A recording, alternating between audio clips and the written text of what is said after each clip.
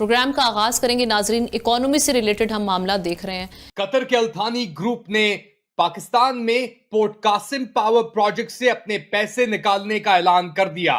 Thank you so much भाई भाई अपनी जगह पे, रात को चारपाई अपनी जगह पे। कतर जिसने पोर्ट कासिम में पैसा लगाया हुआ था, वो पैसा निकाल के वापस लेके जाने लगे।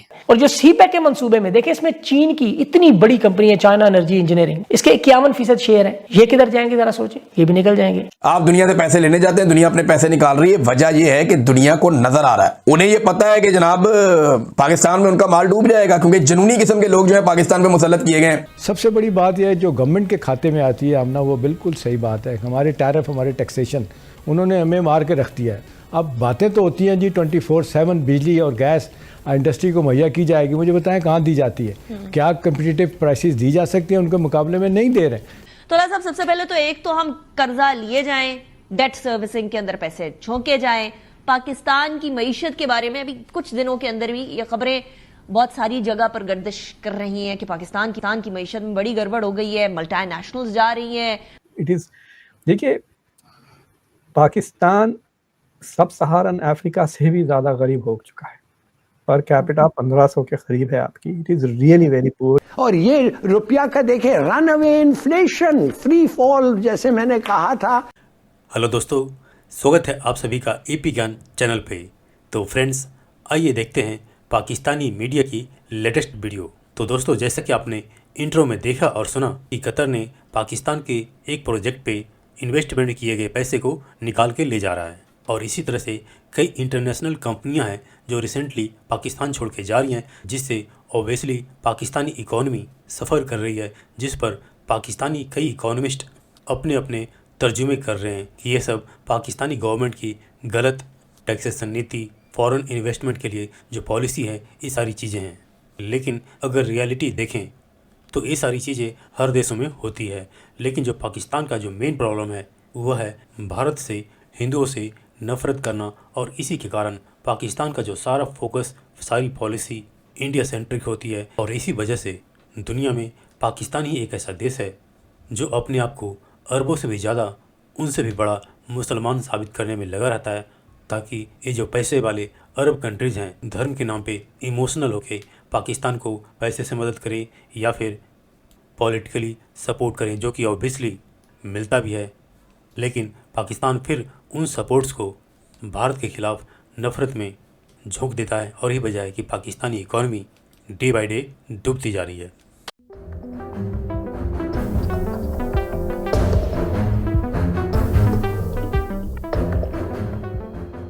कतर के अल्थानी ग्रुप ने पाकिस्तान में पोर्ट कासिम पावर प्रोजेक्ट से अपने पैसे निकालने का ऐलान कर दिया कि उन्होंने जो $2 अरब का 1320 मेगावाट का पोर्ट कासिम पावर प्रोजेक्ट है, उससे अपने पैसे निकालने का ऐलान कर दिया है, क्योंकि 450 मिलियन यानी $450 मिलियन उनके अनपेड ड्यूज हैं। अल्थानी ग्रुप ने 49% स्टेक, जो $2.09 अरब का port Qasim electric power company 1320 megawatt जो बनाती थी कोल फायर्ड प्लांट के जरिए कराची के करीब अंडर सीपैक यानी चाइना इकोनॉमिक कॉरिडोर के अंदर, ये port Qasim electric power company थी। और कतर ने 49% अगर आप लगाएं 2.09 के, तो तकरीबन $1 अरब इसके अंदर इन्वेस्टमेंट की थी। और वो अब इन्वेस्टमेंट इन्होंने ऐलान कर दिया है कि क्योंकि $450 मिलियन इनके आउटस्टैंडिंग पेमेंट्स हैं पाकिस्तानी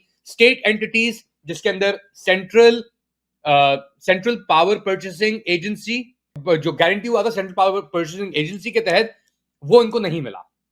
तो अब इन्होंने कहा है कि ये जो जॉइंट वेंचर था इनका चाइना पावर कंस्ट्रक्शन कॉर्पोरेशन के साथ, जिसके अंदर ऑब्वियसली जो मैंने मेंशन किया कि $1 अरब की इसके अंदर इन्वेस्टमेंट थी इनकी, इन्होंने कहा हम अपने पैसे निकाल रहे हैं बाहर। Thank you very much, thank you so much भाई भाई अपनी जगह पे, रात को चारपाई अपनी जगह पे।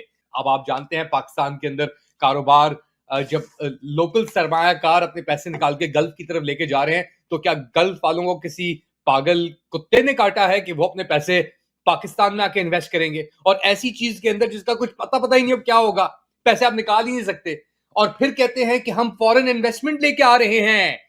SIFC Pakistan special investment facilitation council के तहत हम लेके आ रहे हैं। अच्छा, तो हुआ क्या? फॉरेन डायरेक्ट इन्वेस्टमेंट अब यानी इस 2025 का माली साल गुजरा है, इसके अंदर 20% नीचे गिरी है।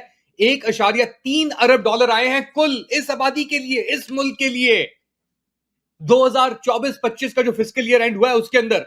और क्योंकि आप पैसे अब निकाल नहीं सकते थे, वो क्या कहते हैं औरंगजेब साहब रिपैट्रिएशन के ऊपर, कुछ ही हफ्ते पहले की बात है ना, वो कहते हैं कि पाकिस्तान के अंदर पाकिस्तान तरक्की कर रहा है, हमारे इकोनॉमिक चैलेंजेस हैं, मसले हो रहे थे पेमेंट रिपैट्रिएशन के अंदर, मगर वो आहिस्ता आहिस्ता खत्म हो रहे हैं। और 70% पेमेंट रिपैट्रिएशन जो निकली है पाकिस्तान से, उसको SIFC एज अ सक्सेस के तौर के ऊपर प्रमोट कर रहा था। यानी आप लगा लें कोई 15 दिन पहले ये ट्वीट की गई थी, investor confidence in Pakistan continues to strengthen. ये SIFC की स्टोरी है। अब आप इसको कंपेयर करें, कतर अपने पैसे निकाल रहा है, 1 अरब डॉलर उसने कहा नहीं भाई thank you very much. Foreign firms repatriated 752 million, यानी जो बैनुल अक़वामी कंपनीज फर्म्स ने इन्वेस्ट किया था पाकिस्तान के अंदर, वो 752 मिलियन डॉलर्स निकाल के प्रॉफिट्स और डिविडेंड्स के तहत इस साल यानी FY26 के अंदर वो जा चुके हैं। तो साहब, सबसे पहले तो एक तो हम कर्जा लिए जाएं, डेट सर्विसिंग के अंदर पैसे झोंके जाएं। पाकिस्तान की मईशत के बारे में अभी कुछ दिनों के अंदर भी ये खबरें बहुत सारी जगह पर गर्दिश कर रही हैं कि पाकिस्तान की मईशत में बड़ी गड़बड़ हो गई है, मल्टीनेशनल्स जा रही हैं, बिजनेस करना मुश्किल हो गया। हम तो अभी कुछ अरसे पहले तक तो ये सुन रहे थे कि पाकिस्तान की मईशत बड़ी मुस्तहकम है, बड़ी सही जा रही है। तो पहले तो ये रियलिटी बताए कि पाकिस्तान की मईशत मुस्तहकम है या मुतजलजल है? बिस्मिल्लाहिर्रहमानिर्रहीम। थैंक यू अनिका, जिस बड़े टर्मोइल से हमारी मईशत गुजरी है, जिस तरीके से हम 13 से 16 IMF का प्रोग्राम लेके चले थे और जितना सक्सेसफुली हमने अकम्प्लिश किया था, मेरा ख्याल है वो हालात तो अब नहीं रहे। और रीजन ये है, इसमें देखें कि आपका जो एक इन्फ्लेशन वो जो ब्रंट था, आपने एक रैंपेंट डिवैल्यूएशन करके काफी अपनी मईशत को मेरा ख्याल है डैमेज किया और होना पड़ा उसको, बिकॉज के आप जैसे आपने बताया कि डेट ट्रैप में फंस गए थे और उस वजह से करना पड़ा। दूसरी तरफ जब आपने अपनी डेट सर्विसिंग बढ़ा दी तो ऑब्वियसली आप जब पॉलिसी रेट बढ़ाएंगे, गवर्नमेंट महंगा बोरो करेगी, तो ऑब्वियसली आपके डेट सर्विसिंग बढ़ेगी। डेट सर्विसिंग बढ़ते ही आपकी बजट डेफिसिट बढ़ेगा, बजट डेफिसिट बढ़ते ही obviously you have to borrow more, because कि आपका जो फार्मूला ऑफ डिस्ट्रीब्यूशन है वो बड़ा अजीबोगरीब है। और इसके बाद आपके पास नॉन टैक्स रेवेन्यू रहती है और बाकी आपको बोरोइंग करनी है। अब आपकी डिफेंस, सूद और जो आपको अवार्ड देना है, नेशनल फाइनेंस अवार्ड, उसकी मद में आपके पास नहीं होता और आप शुरू से ही डेफिसिट में, अब डे 1 से कर्जे में चल रहे होते हैं।